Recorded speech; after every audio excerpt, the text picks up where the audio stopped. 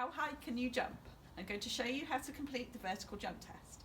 You will need vertical space on a wall or a door that you can clean, tape measure, chalk, and your child should wear his usual sportswear and shoes.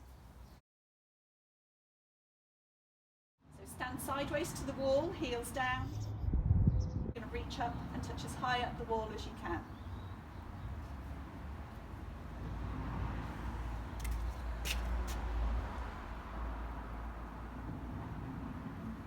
You're now going to jump as high as you can and touch high up the wall.